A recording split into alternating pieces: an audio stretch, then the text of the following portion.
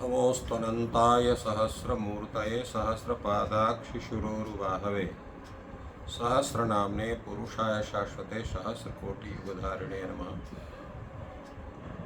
वेदान्तवेद्यतत्त्वाय जगत्प्रीतये Hathaway प्रध्वस्ताशेषदोषाय परस्मै ब्रह्मणे नमः। शास्त्र चर्चा इस चैनल से संबद्ध सभी विद्वद्गण, सभी जिज्ञासु छात्रवृंद, सहृदय सज्जन वृंद, आप सभी का मनुस्मृति के इस व्याख्यान में स्वागत है। वर्तमान में सृष्टि प्रक्रिया को लेकर के यह मनुस्मृति की विचार परंपरा चल रही है। आज हम लोग प्रथम अध्याय के 23वें पद्य की चर्चा कर रहे हैं। अग्निवायु रविभ्यस्तु त्रयं ब्रह्म सनातनम दुदोह यज्ञ सिद्ध्यर्थम ऋग्यजुस्साम लक्षणम। ब्रह्मा ने जो है अग्नि से और वायु से तथा सूर्य से जो है तीन जो ये वेद के स्वरूप में हैं, सनातन रूप में, इनका नाम है क्रमशः ऋग्वेद, यजुर्वेद और सामवेद। इनको उस सनातन यज्ञ की सिद्धि के लिए उन्होंने उसे प्राप्त किया। दुदोह लिखा हुआ,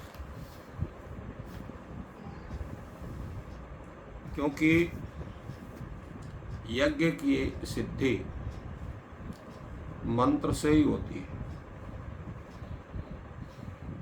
और मंत्र के बिना यज्ञ की पूर्ति संभव नहीं है। और वो मंत्र कौन है? ऋग मंत्र,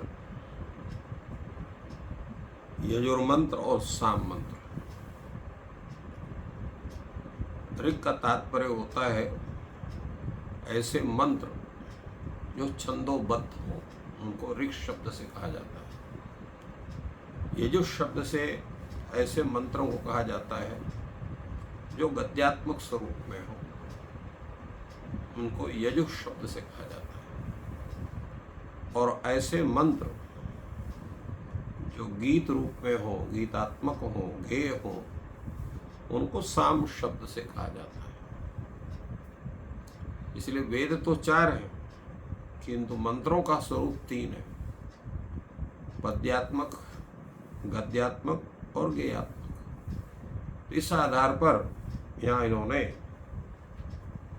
जो उल्लेख किया ऋग्यजुस्साम लक्षणम, ऋक्च यजुश्च सामच इति ऋग्यजुस्सामानि तेषां लक्षणम इति ऋग्यजुस्साम लक्षणम। सनातनम ब्रह्म यज्ञ सिद्ध्यर्थम दुदोह। तो इसलिए चारों वेदों का इसे ग्रहण होता है, क्योंकि ये ऋग यजुः साम ये शब्द मंत्रों को स्वरूप को ध्यान लेकर के रखे गए। तो यज्ञ की प्रक्रिया में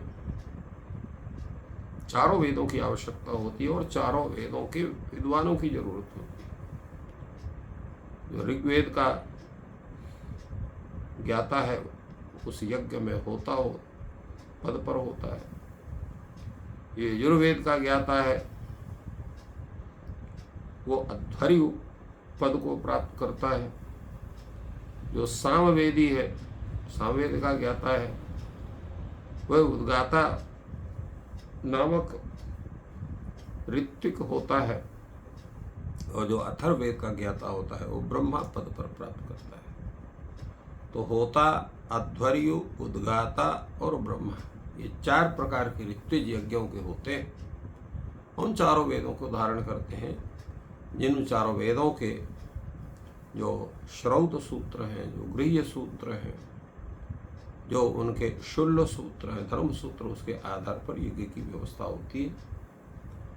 तो इस कारण से उन चारों वेदों का नाम इन्होंने वेदत्रयी से अर्थात तत् मंत्रों के स्वरूप को ध्यान में रख करके लिखा। इस कारण से यहाँ पर ये कहा गया है। अब यहाँ जो कहते हैं कि अगर अग्नि वायु रविभ्यस्तु त्रयं ब्रह्म सनातनम दुदोह, ऋग्यजु साम लक्षणम दुदोह कहा।